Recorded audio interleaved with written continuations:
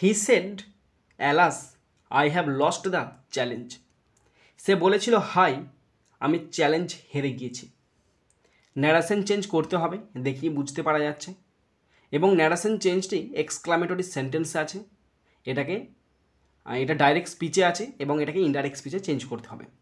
Exclamatory সেন্টেন্সে narration change, একটা অনুভূতি বা ফিলিংস এখানে প্রকাশ পাচ্ছে, সেটা হচ্ছে হাই, মানে দুঃখ প্রকাশ পাচ্ছে। তো দুঃখ প্রকাশ পাচ্ছে, এভাবে সেন্টেন্সটা উত্তরটা করতে হবে। তো দেখো করছি আমি।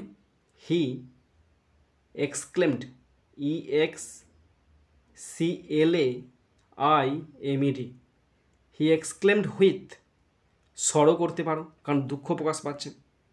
He exclaimed with sorrow or grief, GRIEF, he exclaimed with sorrow or grief that. এই যে অ্যালাসটা ছিল না, এই অ্যালাসটা উঠেছে বসলো সরো অথবা গ্রিফ, আর এক্সক্লেমটা অনুভূতি প্রকাশ পাচ্ছে, তাই এক্সক্লেমেটিভ সেন্টেন্সে রিপোর্টিং ভার্বটা মানে ইনডাইরেক্ট স্পিচের রিপোর্টিং ভার্বটা এক্সক্লেমড বসবে, আর এক্সক্লেমড হুইথের সঙ্গে একটা নাউন যোগ হবে, সেটা সরো হতে পারে বা যেটা যেমন থাকবে তেমন প্রকাশ পাবে।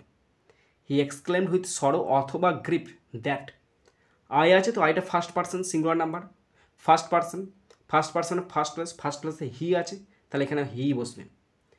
হ্যাভ আছে, পাস্ট টেন্সে হ্যাড হবে, that he had lost, LOST lost the challenge, CHALLENGE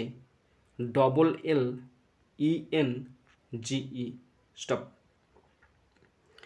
he exclaimed with sorrow অথবা grief that he had lost the challenge, সে চ্যালেঞ্জে হেরে গিয়েছে।